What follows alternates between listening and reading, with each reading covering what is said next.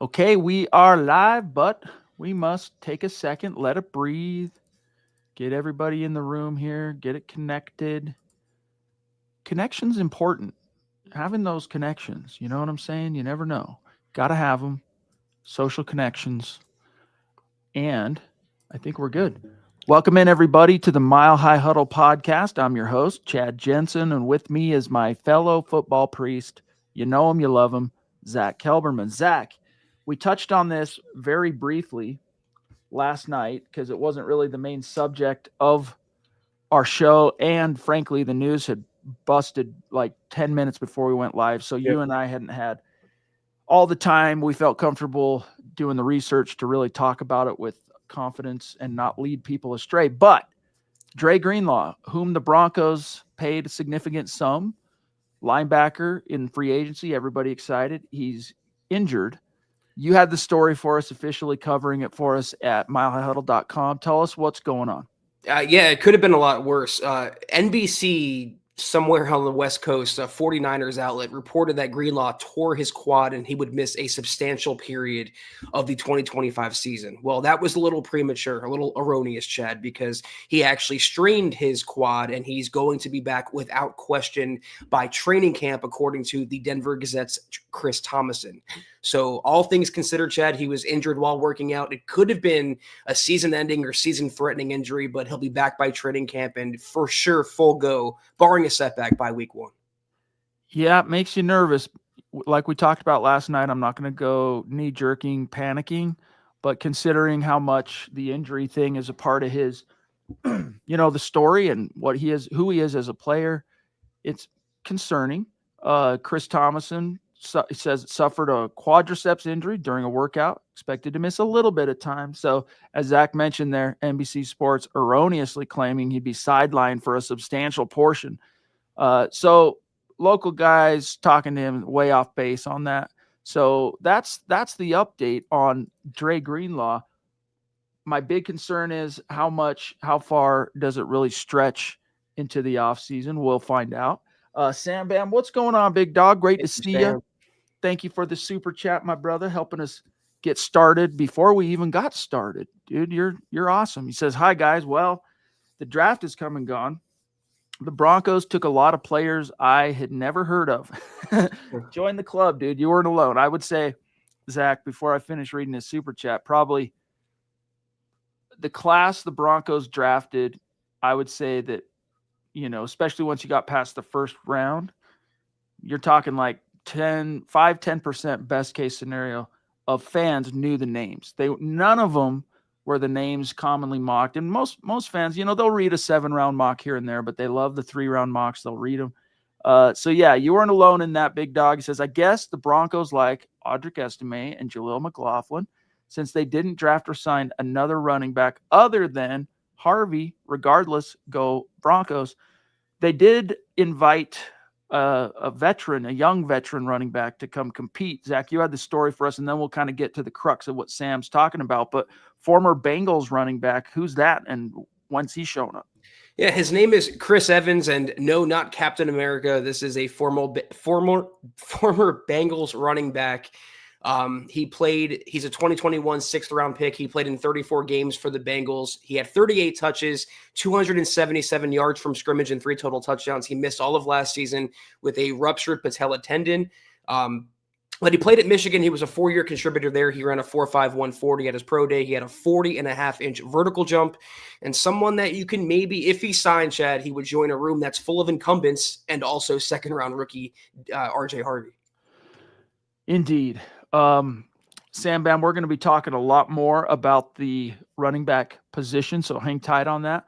We also have the Lady D jumping in. We're always grateful to get the Lady D in back-to-back nights. She says, "Hi, guys. I wish Greenlaw a speedy recovery. Glad the draft is over. Do you think the Broncos are looking elsewhere for that second running back, or do you think they're okay with what we have? Hope everyone had a great day. MHH for life. Bridge the gap. Let's go." I love it. Thank you, Lady D. Did you get your, did you get your shipment? I'm curious, your BTG.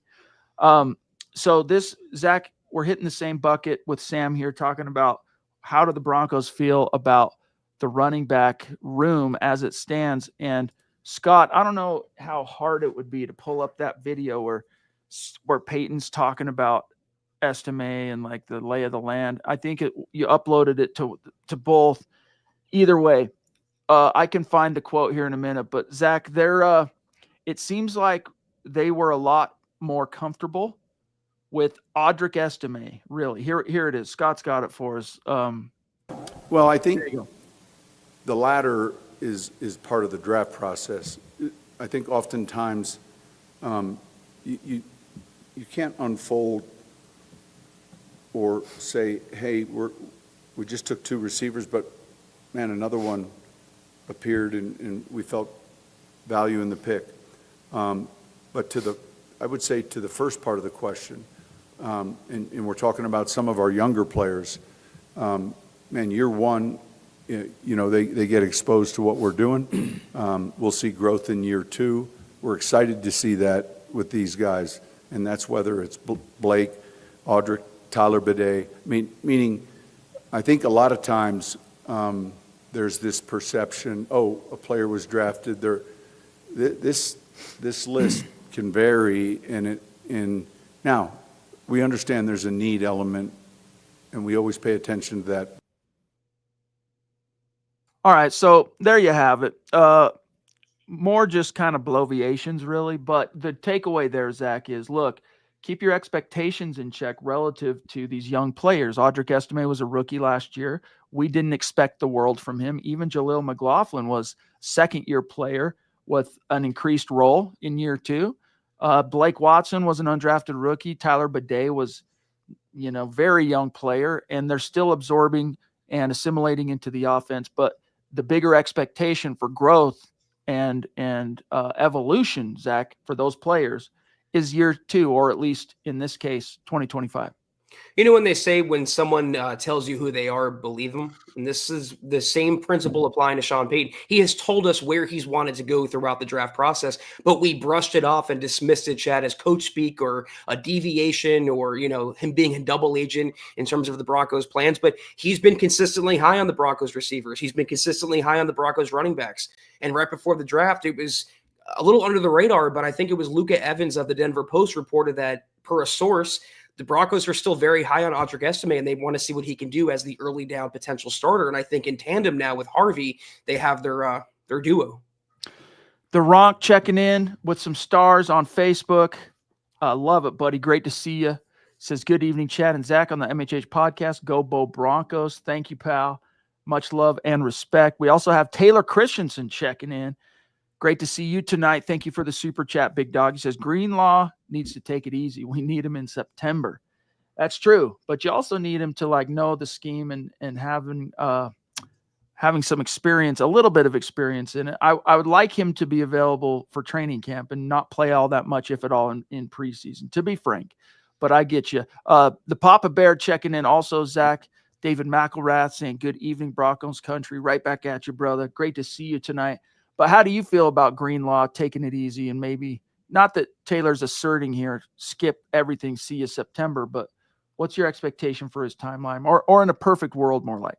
I think they could maybe ease him into training camp and give him until the first week of August if they really have concerns. But he's a veteran. He's seen pretty much every scheme, and he should fit seamlessly into VJ's defense. But that's the concern, Chad, when you have a player that has a lower body injury like an Achilles or like an ACL. What they do in their rehab the first year back is they tend to overcompensate by, pressing extra or stepping extra off of the other foot, the other tendon, the other joint. I'm not saying that's what happened to Greenlaw. I'm just speculating, but this is part of the process. When you sign an injury-prone player, sometimes the injuries could re-arise. But fortunately, this wasn't the worst-case scenario. We're knocking on wood. We're also thanking our lucky stars, Zach, that it wasn't the worst-case scenario.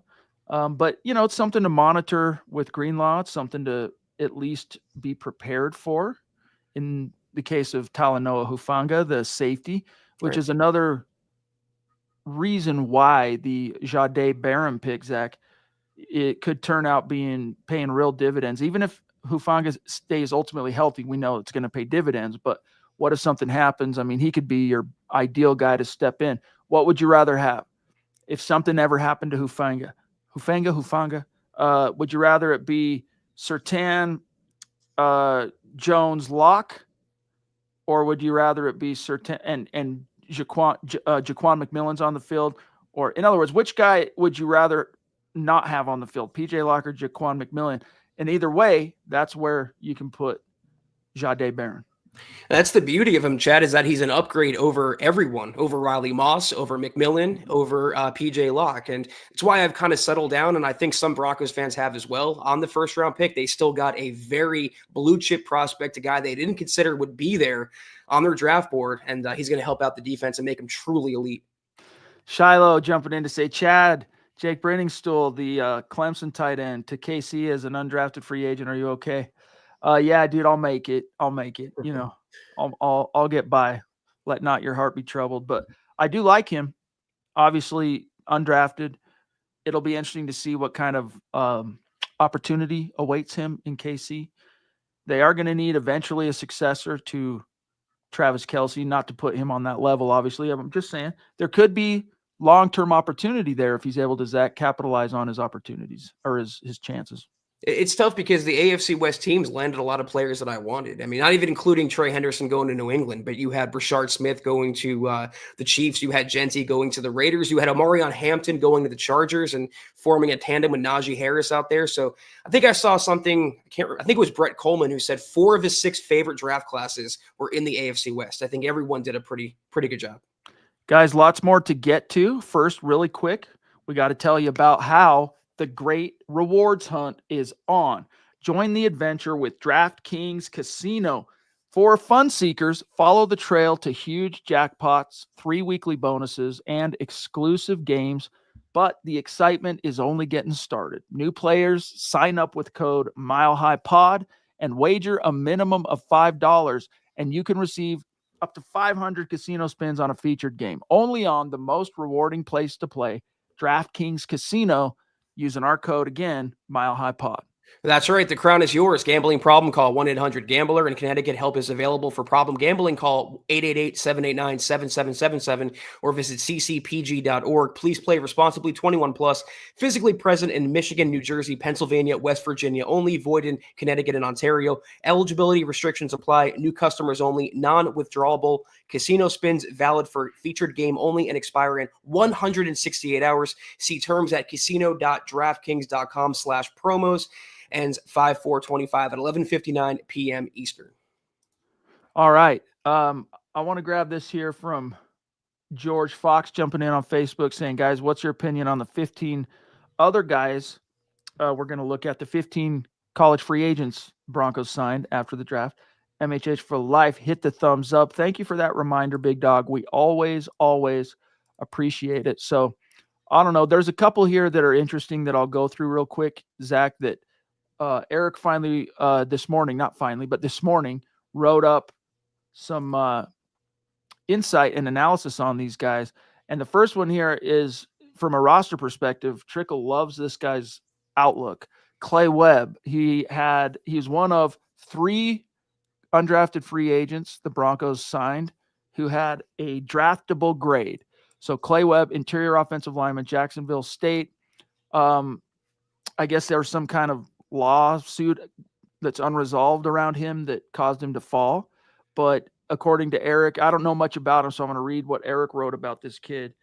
He played left guard in college, but he can also play center and right guard. Webb has a higher chance of making the roster because he has great talent to work with and enters the NFL with a high floor.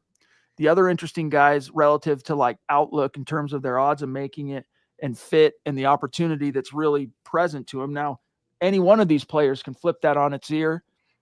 What the Broncos need right now roster-wise with standout individual performances. So keep that in mind. But Joe Michalski from Oklahoma State, interior lineman, can play all 3 spots, clean technician, decent athleticism, football IQ, a guy to monitor.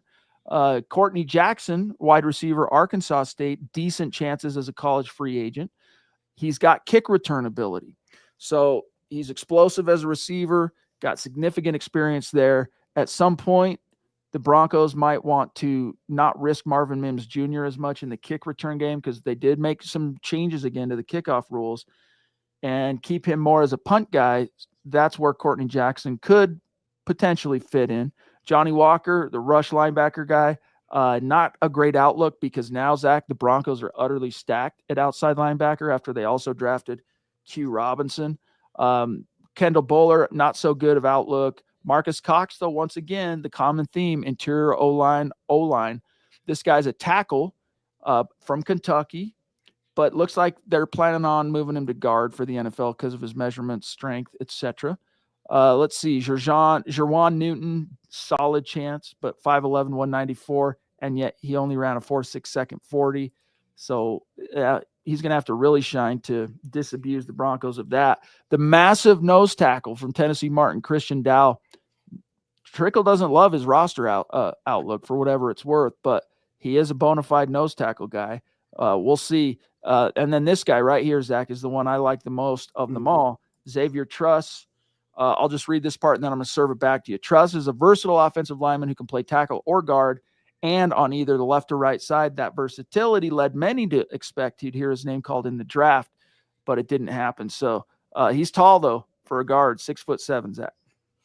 Yeah, I got to be honest. I had to do pretty much like a cursory evaluation of all the players the Broncos signed in undrafted free agency. And the conclusion I've come to, Chad, is the best players they got in that haul, the ones who have the best shot of cracking the 53 and keeping the streak alive, are offensive linemen, the ones that you mentioned. Clay Webb, to me, there's a crazy social media, I mentioned this last night, like a rumor on Twitter going around about Webb. I don't know the veracity of it, but based on what he can do on tape on the field, not saying he's going to push Wattenberg off the center spot, but again, you can never have too many swing guys. The Broncos love position flexibility. If you can play guard and center or tackle and guard, what have you, it increases your odds. So I agree with the conclusion here. A lot of the offensive linemen they picked up, one of them I think is going to be on the 53. Gene William, what's going on, big dog? Great to see you on Facebook tonight, my friend. He says, Chad, we're coming to see you in Denver in June. Can't wait. It'll be a great birthday present. That'll be fun, dude. Yeah, Bridge the Gap playing in Denver June 20th. That'll be fun. It's at a venue called Your Mom's House, believe it or not. So when I say, yeah, we're going to be at your mom's house, I'm not being a smart aleck. That's just what the venue's called. So yeah, it'll be fun. I'll talk about it a little bit more when it's closer for those who might be interested. But my only chance to really do that kind of stuff around MHH is the summer. So, we'll do a couple weekends here and there. That's all we're doing for fun. Sam Bam, but it'll be a rocking show. Trust. Sam Bam, what's up, brother? Again, love you. He says, I feel sorry for you, Zach. $5 since you had to read all those disclosures. Yeah, anytime you touch on gambling, now that it's basically been legalized, Zach, across the fruited plain, there are little asterisks that are obligatory that you have to read for liability purposes, or that the advertising partners want you to read. So, and Zach usually gets the short end of that stick. That's true. Maybe we need to switch it up once in a while, Zach. No, I mean, I appreciate that, Sam. It's all good. I will say, though, some of the copy that these outlets send us, or these companies send us, is a little clunky. And I was pretty much memorizing the other copy, but this one's a little newer. So that's why I'm not as straightforward. But I appreciate that, Sam. Thank you. No doubt about it. And thank you again, brother, for the second super. You're a prince. Ralph Bracegirdle, what's up, bro? He says, so excited to see the final product of this defense week 1. Offense will be better and not compromise our D.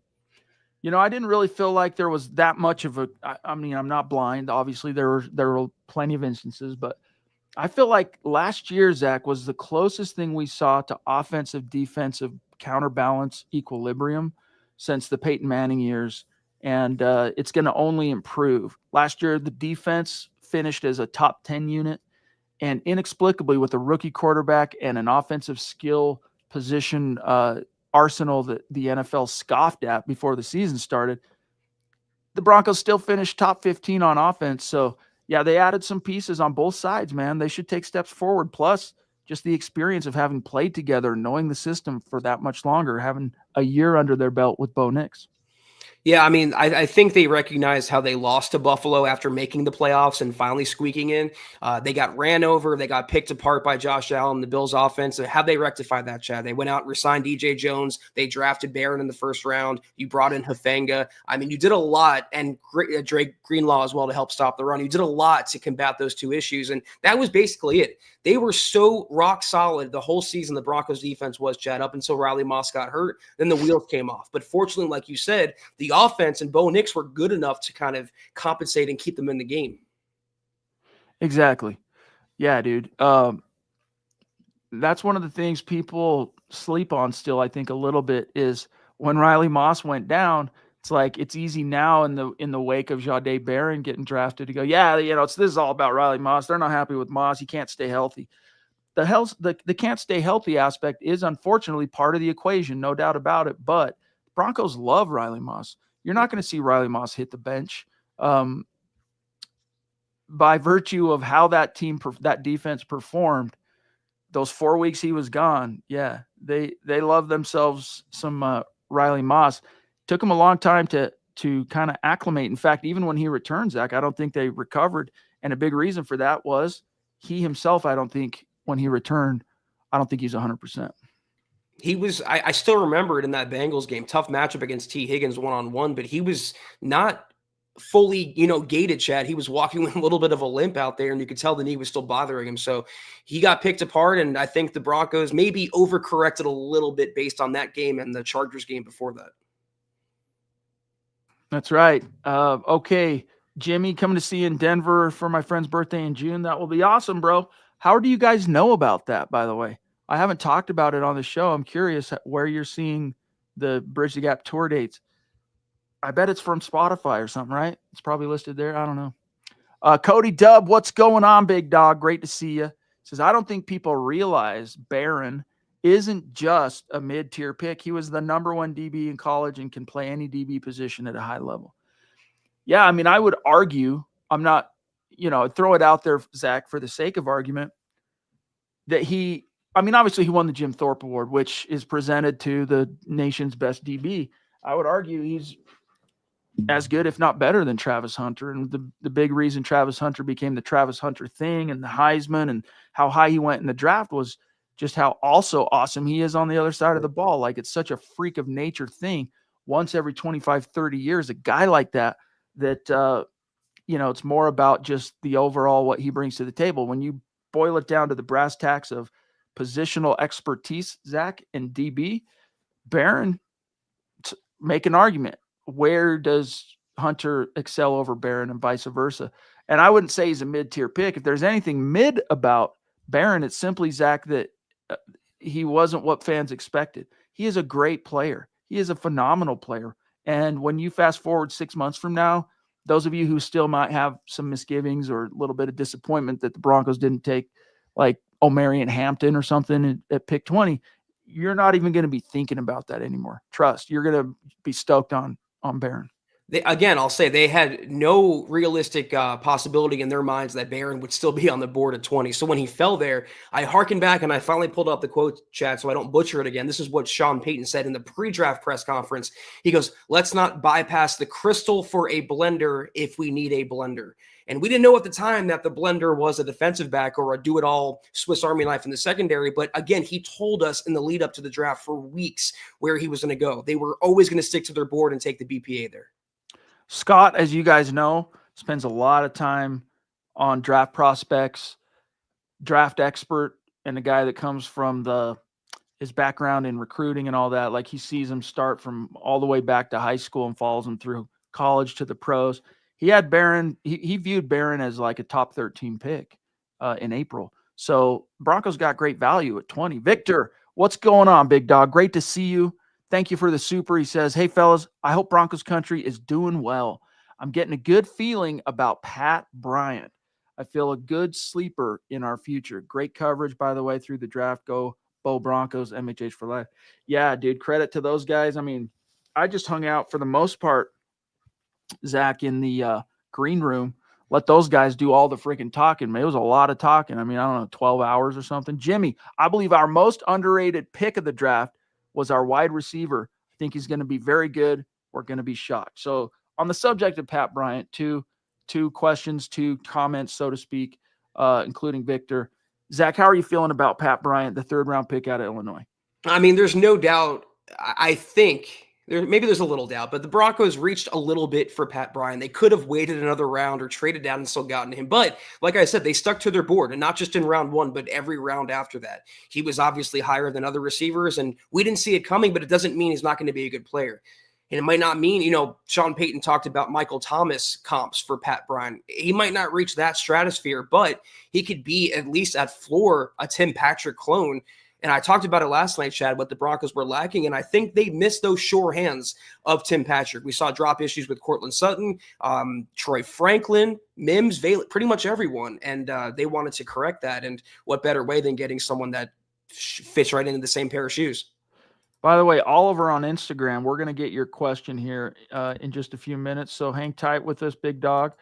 When we segue, we'll come back to you. I'm saving it in the system over here so we can display it. But Zack, you brought it up, so I'm going to read it.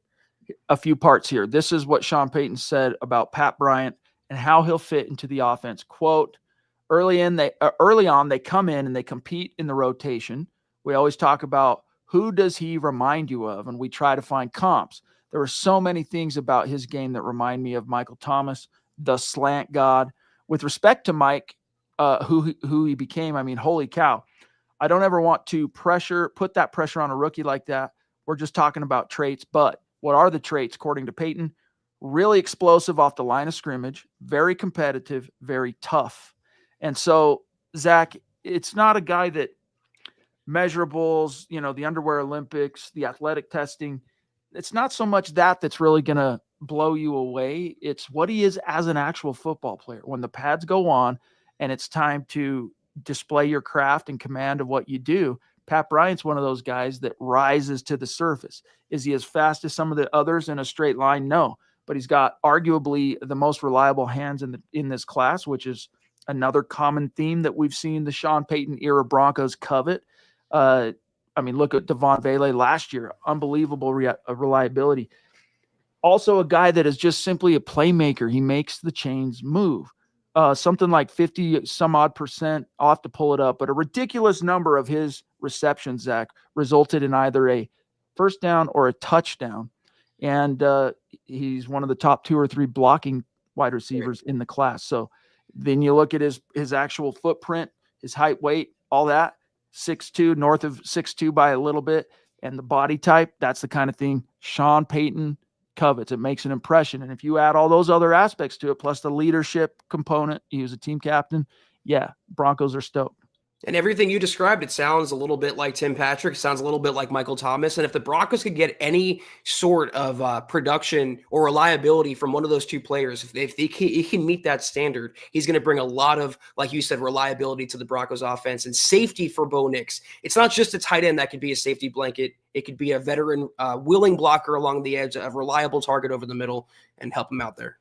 No block, no rock. That's what one of the first things he said as a Bronco, which is probably something he says all the time. It's probably one of his mantras, Pat Bryant. All right, Oliver on Instagram, how are you guys feeling about re-signing Zack Allen?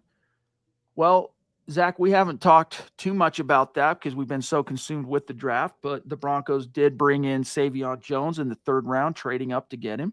Nice little hedge, a nice little piece of depth there. But what's the latest for Oliver? I think Jones might be a hedge more for JFM than he is for Zack Allen. I mean, Zack is the rock of the defense. He played 1,000 snaps on defense last year, rarely came off the field. He was productive and a playmaker and disruptor. He really was like the engine of the front seven. So how do I feel about resigning him? Yes, I would get it done sooner than later before his price tag keeps going up. He wanted $25 million a year, and the Broncos might not give it to him. But if they keep waiting, the market is going to dictate that, and they're going to have no choice but to give him. So get him locked down now and keep him around. George Payton didn't exactly say this, but he intimated that stuff is coming post-draft, after the draft. Once they get all that stuff out of the way, then they can start focusing on extensions and whatnot. And he's the first guy. Him and Nick Benito really are the 2 guys at the top of the list. So I would expect to see some news on that front before the first game of the season, but not anytime soon. Somewhere July, August-ish, somewhere in that window, Zack. Yeah, I mean, I don't see Zack Allen getting away. I think it's a matter of time before they give him an extension, and he deserves one, quite frankly. Okay, let me take a look here. We're at approaching about a half an hour, and we're doing pretty good on time. Let me see what the Ronk says here about Jade. He says Barron will take pressure off Riley Moss on the Broncos defense. He has good instincts, has good hands, and he's willing to put his body on the line for tackling. That's one of the cool things about him. In fact, it's a trait that he shares with Riley Moss is the way they approach the game physicality-wise, watching them tackle, watching them hit, seeing their nose for the ball and all that. They're similar to where that's why you get people, if you remember, even when Riley Moss was drafted, it's like, oh, is he going to play safety? That's why you're hearing that about Barron too, because they are so feisty and they're so physical. They share that in common, Zach. Yeah, I loved also what Barron did right after he was drafted. He was asked to be put on speakerphone after talking to Sean Payton, and he thanked each and every single member of the Broncos front office and the people who made it happen to draft him because, like he said, it changed his mom's life forever. And just the type of humility and appreciation and gratitude he showed, Chad, from a 20-something-year-old is pretty good to see. Roy says Pat Bryant is not fast, and he's not a breakout receiver. However, he's a great route runner. He has a great route tree, but you know what? Roy, and I know you're not criticizing, you're just making an observation, so don't take this the wrong way. But no one ever said Courtland Sutton was the fastest. You know what I mean? Like Courtland Sutton, that's not what he's known for in his game. Is he fast enough? Yes. And that's the same thing with Pat Bryant. And by the way, what's the two biggest things that Courtland Sutton brings to the table on the field is the go ball, the catch point, the 50-50 ball guy, and his ability to use his big frame and body as a tool and as a shield to catch passes underneath, slants. Even though the Broncos, oddly enough, they don't use him that much in slants, and I think it's because Sean Payton, Zach, doesn't trust his hands, which I understand. They're a little touch and go. Pat Bryant shares those same exact traits with the exception of if he runs the slant, Zach, he's catching that sucker if you put it on him. I think he plays faster than what it shows on paper, like his 40 time, Chad. He kind of is like a glider. And also, I'm pretty sure he has a comparable 40 time to Cooper Kupp, who is a tremendous route runner as well. And let's not forget the Broncos at least checked in on Cooper Kupp earlier this offseason. So they don't need necessarily a 6'4" speed demon like the old Al Davis would prefer, Chad, because you have that guy already in Troy Franklin. You have a speed guy already in Marvin Mims. You need reliability. You need a pair of sure hands. You needed Tim Patrick. And we all lamented the fact the Broncos let Patrick get away. Well, now they have at floor a Tim Patrick clone and at ceiling a Michael Thomas clone. What are we complaining about? Yeah, it's not too often that you find 6'3", 6'4" receivers like Demaryius Thomas, who can also run in the 4.4s. He was a freak in nature in that sense. R.I.P. DT. Most of the time, once you get up to that height, you're comfortable if they're somewhere around the 4.5s, and that's where Sutton was in his prime when he was a prospect. Who knows what he is now? Probably not quite as fast, but still fast enough. Scott says 6'2", 204. Ran a 4.62 at the combine. That's Cooper Kupp. I mean, again, for what he brings to the table, it's an excellent compliment because as much as we love Courtland Sutton and he's the wide receiver one by default, he's had some hands issues. He's had some drop issues, so some fumbling issues. They really did miss that reliability. I hate to keep using that word, but that's what Tim Patrick was, and they were lacking in it last season. We have one of the legendary mythical members of our superstar community, DJ Capo, jumping in. Thank you. Down in New Orleans. What's up, brother? Thank you so much for the super chat. He says, what's up, Broncos fam? I feel, pardon me, dude, dyslexic tonight. You know how I feel about that number one pick. I said at the end of the season on the show, we should get a corner and move Moss to safety. That running back, RJ, Harvey, nice. The LSU pick, dope. And the tight end, Jimmy Graham. Well, let's talk a little bit about this. We've already touched on Moss and Jade Barron, but we haven't talked too much today, Zach, about RJ Harvey. How are you feeling about that pick now, a couple days it being in the rear view? There's a lot of misconception and false narratives going around I've seen on Twitter about that he's small and just because, his size, what he's listed at, he can't take NFL contact. If you've seen a picture of him at the combine, Chad, he is not small by any means. The guy is jacked up to the max, and he plays a lot bigger and more physical than he stands. He's also super fast. He can help out as a runner, as a pass catcher. He needs to work on his pass pro a little bit, but we all wanted this. We all pined for the Broncos using premium capital on a running back. Wasn't the plan A, plan B, plan C most others wanted, but they still got their guy, and he's going to make that backfield instantly that much better. I like the pick. No doubt about it. And here's some interesting things that were said by the GM and by Sean Payton Friday night on the subject of RJ Harvey. Quote, this is Sean Payton. The first thing you see in the evaluation is his running ability. I heard comparisons to Darren Sproles. Look, it's always difficult when you look at height and weight.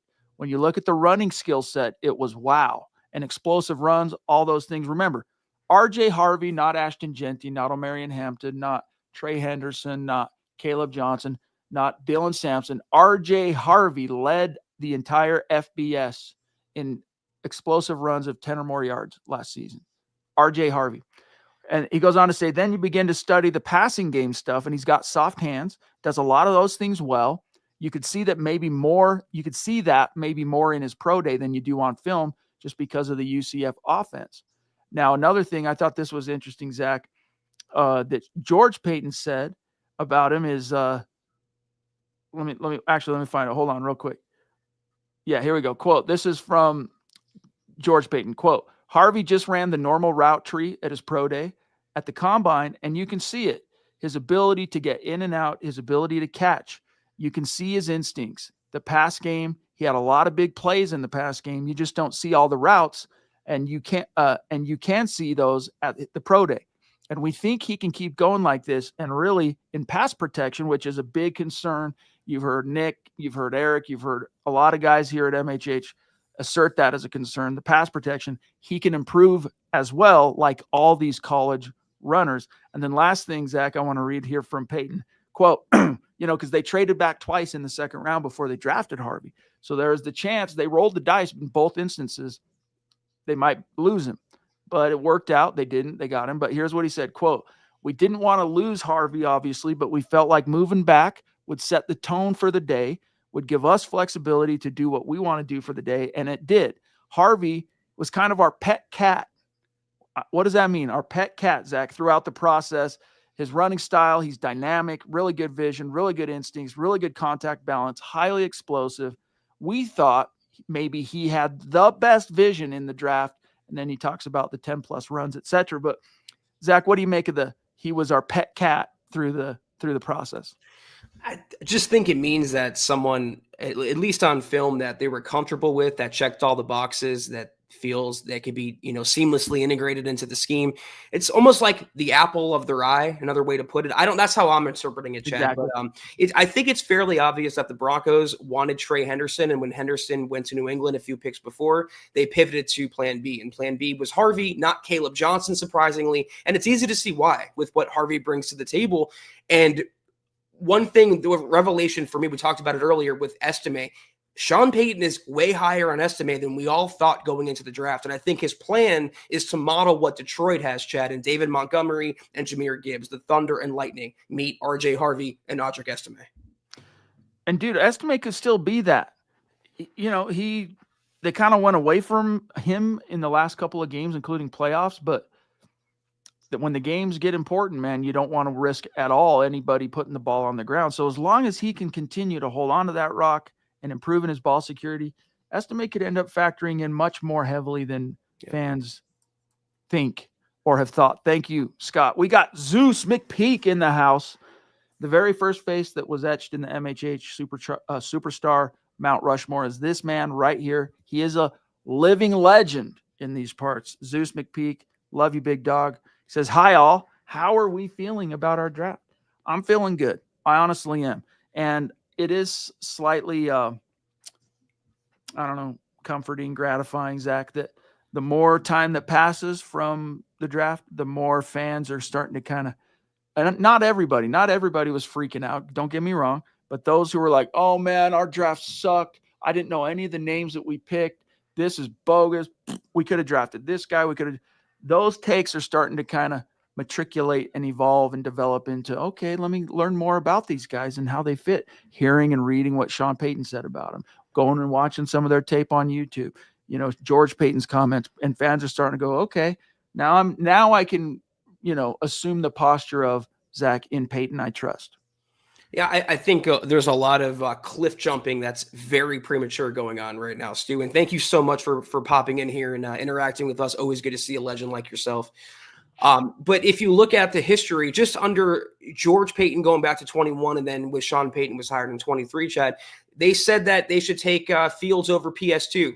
That worked out taking PS2. Nick Benito, they shouldn't have taken him with their top pick in 2022. That's worked out. He was an all-pro last year. Should have taken Bo Nix at 12. He was a second-round talent. They took him at 12. That worked out. This is why I've been saying all day, I said it last night, and I'm not trying to mimic the old 76ers credo, but trust the process here. Trust that the evaluators and the people getting paid millions of dollars know more than we do behind a microphone. And I think the people that keep saying, oh, I never heard of this guy, never heard of that guy, you're more telling on yourself than you are trying to get the Broncos. So just be patient, sit back, and let the process play out. Our official grade on this show is a B, Zeus, that we talked about last night.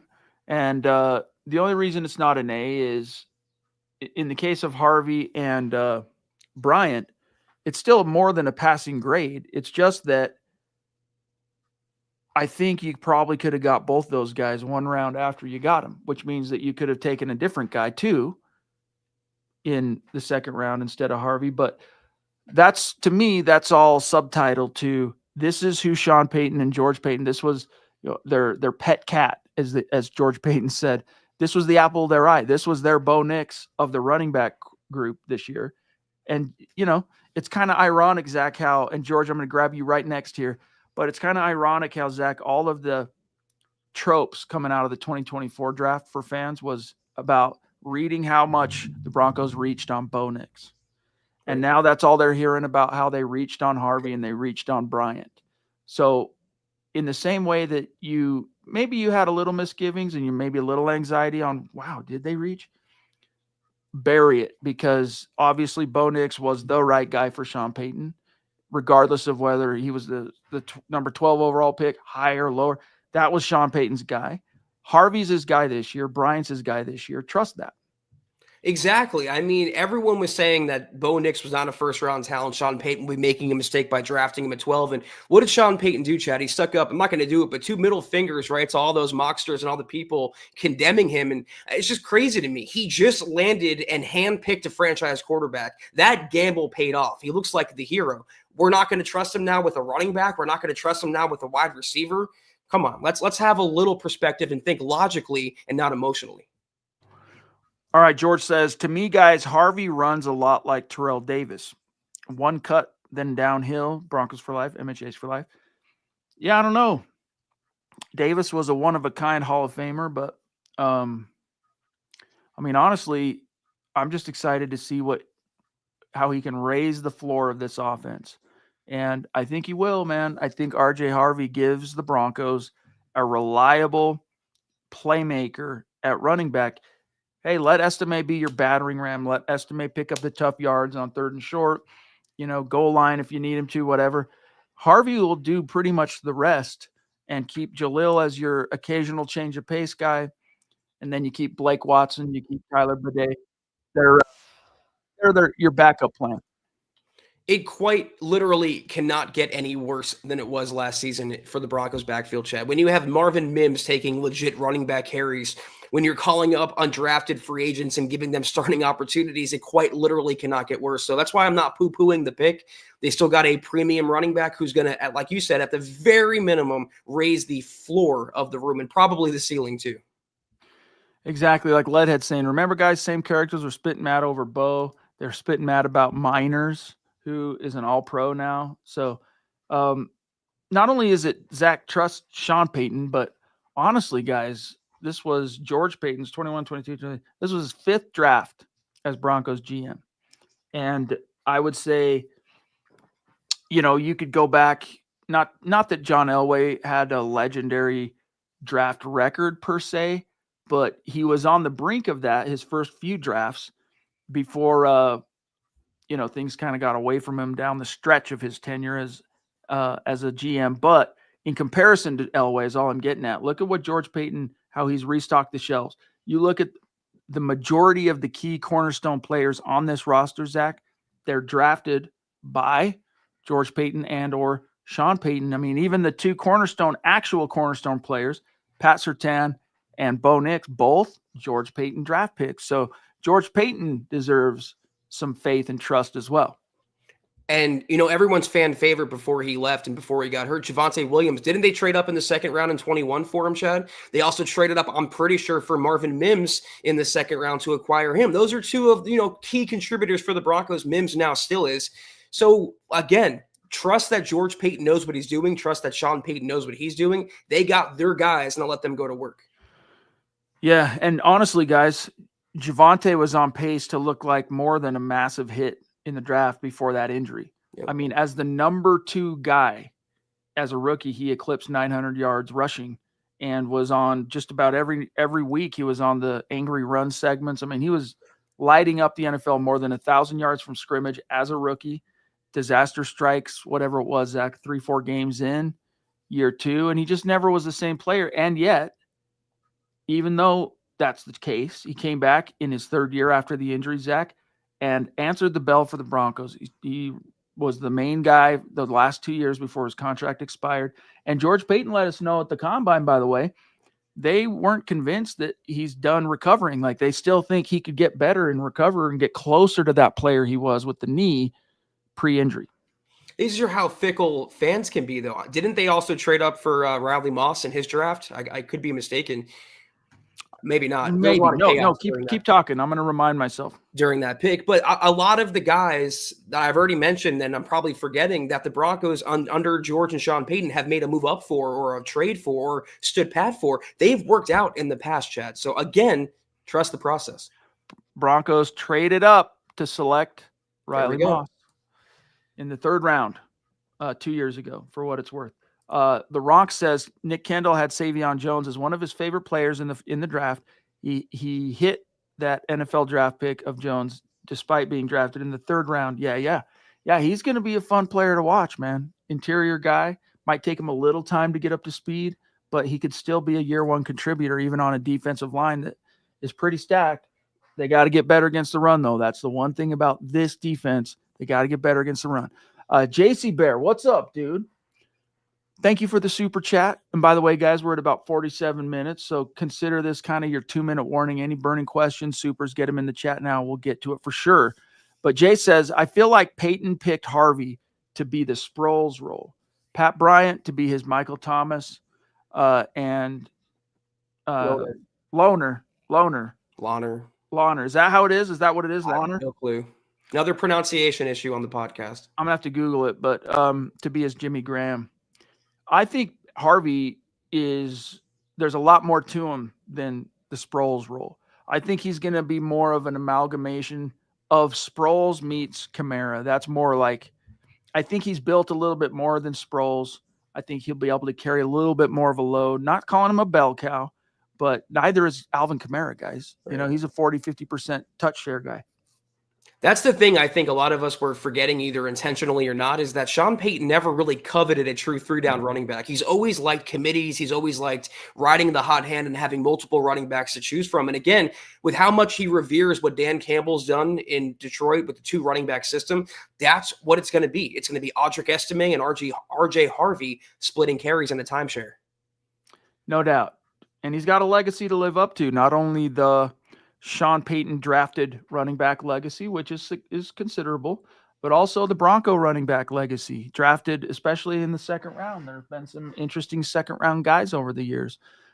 Brian says, Terrell Davis is my favorite player ever. I always love talking about him. Well, yeah, dude, he's a Hall of Famer. He's so great. He was amazing, and it was an utter catastrophe that he suffered that knee injury that basically robbed him of what remained. And that's the reason why it took so long to get him into the Hall, was because, the whole career cut short by injury thing. But dude, has there ever been 96, 97, 98, 99? Has there been a more prolific 4-year run by a running back in NFL history ever than what TD delivered to the Broncos in the mid to late 90s? I don't know. So I love him too, is what I'm getting at, brother. Phil, great to see you tonight, big dog. Guys, who do you think we will have as the running backs at the start of the season? Hashtag Buckham, Broncos for life, MHH for life. Zach, take a stab at the running back room that's on the roster, knowing that they brought Michael Burton back. Yeah, Harvey and Estime, I think, are locks at this point. I think McLaughlin's near a lock, and it'll come down to one of either Bidet or Blake Watson. I think Blake Watson has the upper hand. Bidet had that back injury, and I just think they were getting Blake Watson going toward the end of the season. So they'll carry 4, and then the 5th running back being the fullback and Mike Burton. So that's what I have right now. I have Estime, Harvey, McLaughlin, and Blake Watson. Yeah, it'll be interesting. I'm not sure who that last one will be. I agree. I agree generally with you. It's just like, who's going to be that last guy bring up the rear? Is it going to be Watson, who really, if you're the Broncos, probably have a lot of unfinished business there because you promised him all that money last year as a college free agent, and he ended up sticking around for you all year, but you didn't really use him outside of the preseason. Tyler Bidet. Do you guys remember, and I like how you brought this up, or how you presented this topic, Zach, earlier. It was so bad at running back last year that they were giving touches to Marvin Mims, right? That whole thing, starting about week 10. Mm-hmm. And week 3, week 4, we were all basically begging for Tyler Bidet like he was going to be the savior to this thing, right? And, of course, he got hurt in the Jets game, and that was that. But, dude, it's been a crap show. I mean, again, God bless Javonte, did the best he could, but wasn't the same player. And I'll tell you, the vision discrepancy between a guy like Javonte Williams and RJ Harvey, guys, you're going to notice that right away. You're not going to see every once in a while, guys, you're going to pick the wrong hole and it'll close right before you get there and you'll run into a blocker's back. That's going to happen to everybody once in a blue moon. Not every 2 or 3 carries like Javonte. RJ, you're going to notice a huge difference just in his vision. So he'll definitely, though, Zach, be the RB1. Yeah, there's literally, I'll knock wood like I always do every podcast, barring injury, there's no way it could be any worse, Phil and everyone else, than it was last season with the collection of, undrafted talent, a broken down Javonte Williams, Marvin Mims in the backfield. Harvey instantly makes the Broncos at least credible at running back, Chad. No doubt. Phil, so good to see you, brother. Appreciate you throwing down a little and joining us tonight. And with that, guys, don't leave yet. We're going to go through a couple of things here with Zach's got for you, and then we're going to take one last look at the chat before we dip. Tremendous episode, as always, of the Mile High Huddle podcast. If you're not doing so, please follow us on X at the MHH Pod. You can follow the main account on X at Mile High Huddle, Chad at Chad and Jensen, myself at Kelberman NFL, and Scott, our producer, at Scout Kennedy. If you guys want some merch like we're rocking each and every single podcast, check out MHHmerch.com and get you some. If you haven't done so yet, please drop us a like at Facebook.com/Mile High Huddle Pod. You can find us on Instagram at Mile_High_Huddle. If you're listening on Spotify or Apple Podcasts, make sure you're leaving your football priest a 5-star review for a chance to win some merch each and every single month. But if anything, y'all, please, very important that you subscribe, you like, you share this video and every video you see on the MHH channel. It really helps us grow and reach more Broncos fans just like you. Hey, check this out. I have definitive evidence and proof and conclusive end the debate, end the questions on how you pronounce the 7th round tight end's name. You ready? Let's hear him say it himself. Check it out. I'm Caleb Loner. There you go. So it is Loner, guys. It is Loner, for what it's worth. Kind of cool, to be honest with you. He's a loner. Literally, he's a loner.